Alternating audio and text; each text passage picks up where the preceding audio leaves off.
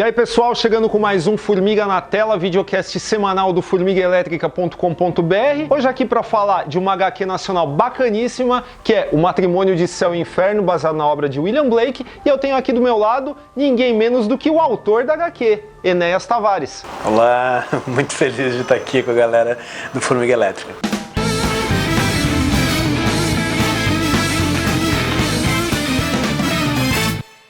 Galera, aproveitando que você está começando esse vídeo, se você não é inscrito no canal, já se inscreve aí, já clica no botão, já larga um like e tal, ativa o sininho, tá? Para não esquecer, se você deixar para o final. E é isso, vamos para a pauta. Enéas, muito obrigado pela presença aqui. Antes da gente entrar na sua HQ propriamente dita, a gente tem que, sei lá, dar uma pequena contextualizada aí para a galera, né? Para quem ainda não sabe, né? Para quem... É difícil, né? Muitas pessoas sabem, né? Mas eventualmente, né? A gente tem que falar um pouquinho, né? Quem é o William Blake e o que ele representa para a cultura pop em geral, né? Sim, um pouquinho, 2 horas e 47 minutos, algo assim, não.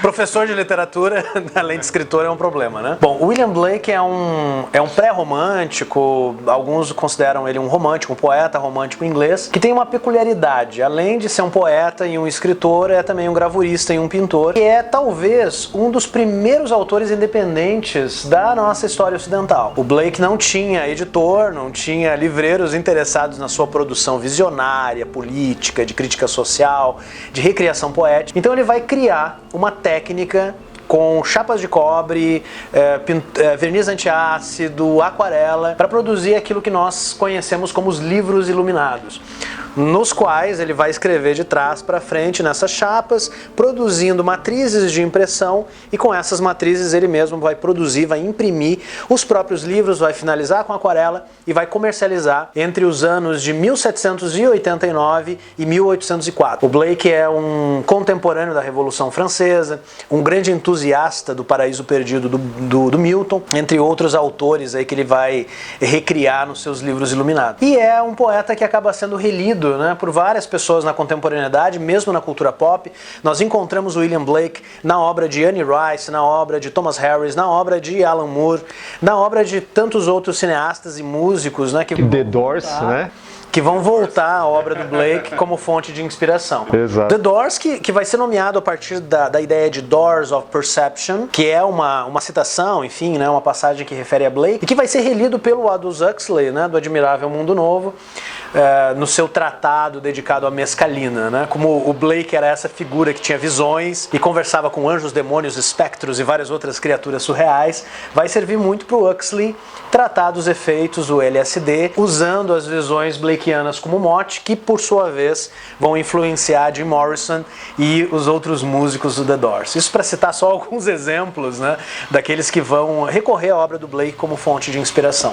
Agora, o bacana aqui também sobre o material-chave, na fonte, né, para você criar essa HQ junto com o Fred, que é O Matrimônio do Céu e do Inferno, que é... Eu acho que é um assunto muito bacana, né, da gente falar, à luz da época em que ele estava sendo lançado, estava sendo colocado para o mundo, né, que é 1790, né, que já estava lidando com uma questão de opostos, né, opostos entre aspas, né, mas são opostos complementares, né. Assim, no caso do Blake, sim. No caso, exatamente. E assim, é muito bacana que isso antecede, tipo, sei lá, quase 100 anos o nascimento da psicanálise, né?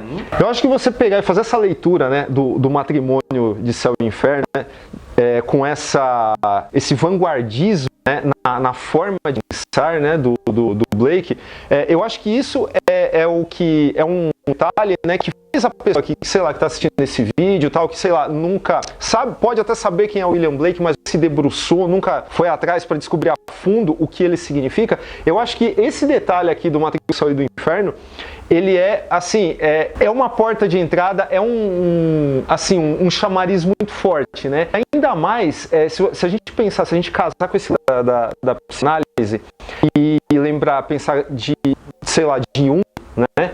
que envolvia essa questão alquímica no processo terapêutico, também tem muito a ver com o gravurismo do próprio Blake, né?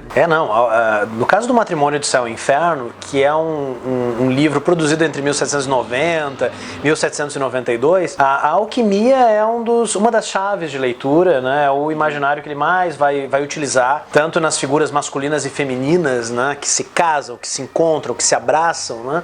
Como também nessa ideia do Blake que vai de encontro a uma determinada linha vertical, assim, ocidental, em que a gente vai pensar o céu e o bem, né, como algo superior, e o mal e o inferno como algo inferior, e que o Blake vai transformar numa linha horizontal, né? O próprio frontispício do livro é um anjo e um demônio que, ao invés de guerrearem, estão indo ao encontro do outro para um abraço alquímico, né? Uma das bases da alquimia é justamente o encontro de energias imaginativas, espirituais, intelectivas, com percepções corporais. E é isso que o Blake vai tratar. O Matrimônio de Céu e Inferno é justamente a respeito disso, né? Eu acredito que sim, Daniel, a gente pode ler o Blake assim como um precursor, não só do Jung, né, que vai ser um grande leitor e um grande admirador do Blake, mas também da obra do Nietzsche, né? Porque no Nascimento da Tragédia, o Nietzsche vai definir os seus princípios apolíneo e dionisíaco como princípios basicamente racionais, intelectuais, ideais, artísticos, em contraste com princípios que dizem respeito à terra, forças quitônicas, energias corpóreas e por aí vai, né? Eu gosto de pensar o Blake a partir, né, dessas influências, ou enfim, né, desses tropos posteriores, apesar de também encará-lo como um poeta que está pensando essas questões do ponto de vista mais técnico. E o que eu quero dizer com isso? Tudo que a gente está transformando em conceito, né, o pensamento e o corpo, o bem e o mal, o céu e o inferno, para o Blake tem uma chave estética que é poesia e pintura. Porque a poesia, na história do Ocidente, é a arte do intelecto, é a arte dos filósofos, a arte dos poetas. E a pintura, ela sempre foi subjugada, foi deixada de lado desde o Renascimento como a arte produzida com as mãos, né? Tanto que os artistas, pintores e escultores, eles não eram exatamente considerados, o Da Vinci tem um texto a respeito disso, enfim, um tratado a respeito disso, não eram exatamente considerados artistas intelectuais, eles eram artesãos. E o Blake, no Matrimônio de Céu e Inferno, que é um livro que une texto e imagem, e depois a gente pode falar sobre quadrinhos, né, que faz a mesma coisa. O Matrimônio de Céu e Inferno, que é um livro que une texto e imagem, é também uma resposta a isso, porque o Blake está dizendo o seguinte: o pintor e gravurista, assim como o poeta, também é um intelectual, um filósofo, enfim, né, um artista que acessa outras instâncias e que vai levar para a sua arte, seja ela textual, narrativa, seja ela pictórica, visual, uma série de percepções, né, que são fundamentais para os espectadores, leitores. Bom, e até, né, fazendo aí um fractal, né, dessa questão da alquimia, que a gente falou do quadrinho, texto e imagem e tal, também. Texto e imagem, mas que dá origem a uma outra coisa, né? Como a própria alquimia, e isso não é um conceito que eu acabei de inventar, isso já é dito pelo Alan Moore, há muito tempo, né? E como a gente falou de Alan Moore, nada melhor do que agora a gente pular, é a deixa perfeita pra gente pular aqui pra HQ, né? Que tem o mesmo nome, a HQ homônima da obra do Blake, né? O Matrimônio de Céu e Inferno, ambientada em São Paulo, né? Uma cidade, assim, parece muito adequada, né, pro tipo de temática tarantinesca que o Enéas criou aqui, o Fred Rubin ilustrou de uma forma muito bacana. Enéas, o palco é seu, cara. Fala aí da criança que o filho é seu, cara. É engraçado falar de Blake e quadrinhos, né? Porque os livros iluminados já são essa aglutinação de texto e imagem. E muitas vezes as pessoas me perguntam assim: cara, como que você descobriu esse maluco visionário, né, que produzia esses livros iluminados, enfim, demoníacos? Ele anuncia os livros iluminados como a Bíblia do Inferno, né? O céu tem a sua Bíblia, por que o inferno não teria? E no início do Matrimônio de Céu e Inferno, o Blake diz: uma bela noite eu fui visitado por um demônio que veio compartilhar comigo, né, algumas pérolas de sabedoria infernal, e o matrimônio acaba sendo, né, a união disso. Eu descobri o William Blake através de dois autores que, não coincidentemente, são os meus autores favoritos. De um lado, os romances da Anne Rice. Para aqueles que gostam aí das crônicas vampirescas, vão reconhecer o Blake do romance A História do Ladrão de Corpos, que tem por mote o tigre do Blake, e depois o Memnoch, quando o vampiro Lestat vai, né, do céu ao inferno, e ele volta de lá dizendo: William Blake tinha razão, né? Os anjos que ele desenhou nos livros iluminados são exatamente aquilo que eu vi no paraíso, né? Além da Anne Rice, Rice, nós vamos ter Blake em praticamente toda a obra do Alan Moore. Eu mando aqui um abraço para a Suelen Cordovil da Silva, que é uma colega lá da Federal de Santa Maria, que está fazendo uma tese de doutorado a respeito de como Alan Moore recria William Blake em boa parte da sua obra. Então a gente tem Blake em Watchmen, em From Hell, Prometeia, além de vários outros textos, sejam quadrinísticos ou mesmo narrativos.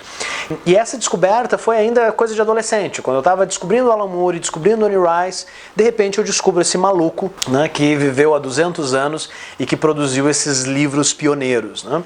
Quando eu recebi o convite inicialmente do Felipe Castilho, que era o editor de quadrinhos do selo Plot da Astral Cultural, de fazer um quadrinho de Blake, a proposta foi, cara, você estuda William Blake, eu acho que combina, vamos fazer uma adaptação de Matrimônio de Céu e Inferno. A minha contrarresposta foi, cara, eu acho que rola, mas vamos ampliar um pouco. Além de uma adaptação do livro homônimo do Blake, quem sabe fazer uma história contemporânea, com ambientação brasileira, para que a gente possa fazer o seguinte exercício, né? Como o Blake está tentando mapear os estados que formam a nossa imaginação, que formam a nossa consciência, por que não transformar esses estados em 4 personagens, vivendo 4 dramas específicos, vivenciados através da violência, através da corrupção, através do sexo, do desejo e através da arte, que são as 4 grandes temáticas da poesia do Blake.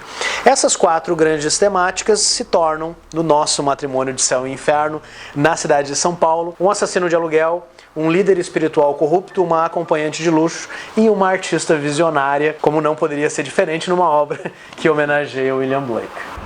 E essa influência tarantinesca, né? Como que rolou o casamento de Tarantino com William Blake, cara? Porque é muito fácil a gente pegar e relacionar um artista como Alan Moore com Blake. Sim. Agora Tarantino não, né? Eu sou um sujeito do steampunk, né, Daniel? Vocês estavam brincando aqui com os meus trajes, né? Então eu tô acostumado, assim, a passar boa parte do meu tempo, do ponto de vista imaginativo, isso até eu ganhar uma máquina do tempo, né? No século XIX. Então, adoro ler a literatura do século XIX, trabalhar, recriar as vozes da nossa literatura brasileira também, no Brasiliano Steampunk, no A Todo Vapor, mas eu queria me desafiar um pouco numa obra contemporânea e fazer, por exemplo, assim, um Matrimônio de Céu e Inferno que se passasse totalmente no século XIX, na minha opinião, seria um pouco mais do mesmo. Me jogar na contemporaneidade seria me desafiar num tipo de construção de personagem, de construção de diálogo, montagem de cena, além de um drama que dissesse respeito à nossa ambientação nacional. Então, num primeiro momento, foi muito mais um desafio, né, que eu me coloquei enquanto escritor, já pensando no Fred Rubin, que seria um artista que daria conta tanto, né, das cenas blakeanas do século XVIII e XIX, como das cenas contemporâneas. Com isso decidido, aí a escolha seguinte foi: quais são as minhas influências de autores que trabalham com a contemporaneidade? E aí foram 2 nomes, né, que surgiram. O Garth Ennis, do Preacher, que é também uma grande influência para o meu trabalho, e o Tarantino, que tem essa capacidade de não só reler referências anteriores, esse é um quadrinho de referências, várias referências, como também um sujeito de diálogo, um sujeito de histórias de vingança, de histórias de violência, de histórias de desejo e de personagens que vão se encontrando. Eu falei que o Matrimônio tem 4 protagonistas, o nosso álbum, a nossa graphic novel, é na verdade a história dessas 4 narrativas que vão pouco a pouco se encontrando até culminar num clímax que é absolutamente Preacher e absolutamente Quentin Tarantino, eu espero. Mas isso são os leitores que vão poder julgar. Sim. Não, isso é muito bacana, né? A construção narrativa, ela é ambiciosa, né? E o quanto do Fred tem aqui, o quanto foi você que elaborou. Porque o que eu percebo é o seguinte, se eu tiver, sei lá, derrapando aqui na descrição, você me fala, mas você tem essas 4 narrativas que elas vão se encontrando, mas elas são intercaladas por passagens, por imagens, por sequências mais literais, mais literalmente blakeanas, né? No caso, até essas sequências blakeanas, elas também vão se fundir dentro dessas 4 narrativas, certo? Tudo isso já estava pensado por você, o Fred contribuiu na construção narrativa, porque a gente sempre, quando a gente conversa aqui, a gente sempre tenta separar, né, o trabalho do roteirista com o trabalho do desenhista e tentar penetrar nesse processo narrativo de, o quanto um contribuiu na área do outro, né? No caso do Matrimônio de Céu e Inferno, o nosso trabalho, num primeiro momento, ele foi bem dividido, né? Porque o roteiro do quadrinho, ele é todo baseado, né, em pares, como é o Céu e o Inferno e pares de oposição. Então, boa parte do projeto ele foi pensado como páginas duplas. Então o roteiro não foram páginas individuais, página 11, página 12, não, é página 11, 12, 13, 14, por aí vai. Então isso já foi pensado no roteiro, isso já foi mapeado no roteiro, e inicialmente era um roteiro muito detalhado, com uma série de referências visuais às artes do Blake, a fotos de cartazes de filme, capa de livro, capa de disco, que eu sugeri que o Fred colocasse, né, no decorrer do quadrinho. As contribuições do Fred, que foram inúmeras, dizem respeito à cor, dizem respeito a cortar painéis, né? Porque o roteirista sempre adora colocar 47 painéis por página, né? No mínimo.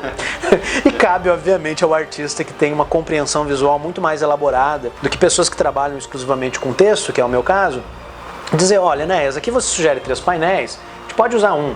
Olha, aqui você sugere 2, mas sem chance da gente fazer isso em menos de 6. E o Fred teve a total liberdade de pegar o roteiro e trabalhar com o que funcionava, alterar o que não funcionava, corrigir o que não funcionava, além de trazer também uma proposta, né, de utilizar as cores de uma forma absolutamente comunicativa, né?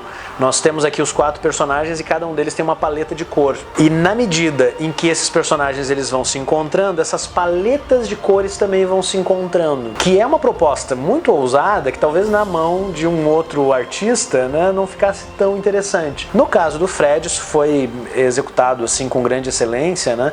E ele trouxe algumas contribuições também. Uma história rápida, né?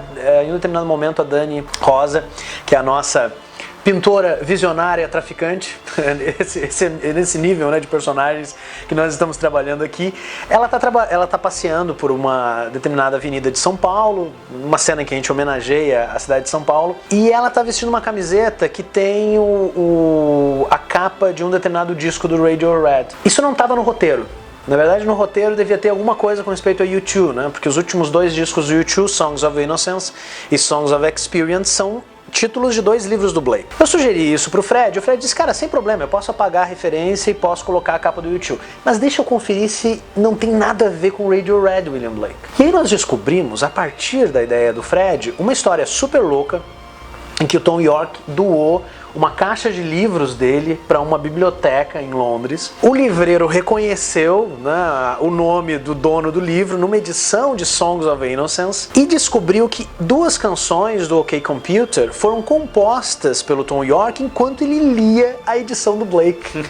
Então isso foi noticiado, tem reportagem de jornal a respeito disso, de como tem os versos ali. Então são essas histórias que a gente acabou descobrindo e que foram contribuições que, na maioria dos casos, quando não eram as minhas energias, né, de um estudioso de Blake, eram as contribuições do Fred, que é músico também, que tem uma outra percepção no que diz respeito às informações visuais e também musicais presentes no quadrinho. E eu gostaria também de destacar aqui a figura do nosso editor, um grande abraço aí pro Arthur Vec, que é o sujeito que disse sim para esse projeto ousado, com extras, com paratextos críticos, notas de referência, boa parte das coisas que eu mencionei aqui, aonde que William Blake está no cinema, na literatura, nos quadrinhos, na música, está presente no apêndice aí de comentários do nosso Matrimônio de Céu e Inferno, que é um projeto que teve por objetivo trazer para o público brasileiro aquele tipo de qualidade, de edição, cuidada, preparada com carinho, como nós temos aí, né, em várias outras edições estrangeiras. Então fica aí o convite, né, para os espectadores para conferirem o Matrimônio de Céu e Inferno.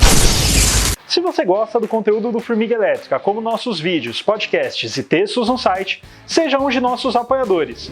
O Formiga Elétrica está com uma campanha de financiamento coletivo no Apoia-se, onde você pode contribuir com o quanto quiser para a continuidade do nosso trabalho. Os nossos apoiadores, além de participar de sorteios mensais, eles também têm direito a um grupo fechado no WhatsApp com todos os editores do Formiga Elétrica, além de lives exclusivas no YouTube. Então, para ser um de nossos apoiadores, basta acessar apoia.se/Formiga Elétrica. Venha fazer parte aqui da nossa família.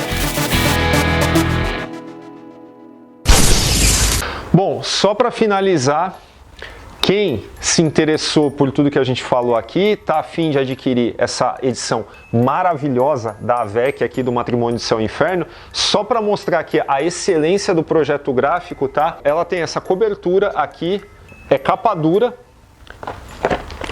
é encorpada, tem um monte de extras no final, tá? Então você pode descortinar aí muita coisa aí do processo criativo do Enéas e do Fred. Então, não deixe de adquirir a sua edição aí do Matrimônio do Céu e Inferno. Tem o link da Amazon aí na descrição do vídeo, tá? Quem quiser pode ir atrás. E agradecer a presença aqui do nosso querido Enéas Tavares, o homem, a lenda. Muito obrigado pela presença. Valeu. Então é isso. Acesse nosso site formiguaelétrica.com.br. Não esqueça de procurar a gente nas redes sociais. A gente está no Facebook, no Instagram, no Twitter. Não esqueça de conferir também nosso podcast quinzenal FormigaCast. Vai ao ar às sextas-feiras. Você pode encontrar pelo SoundCloud, pelo Spotify ou pelo seu agregador de podcasts preferido. E encerrando aqui o programa, se você ainda não é um inscrito no canal, só clicar nessa formiguinha que está cobrindo aqui a cabeça do Enéas. E é isso. A gente se despede aqui. Falou!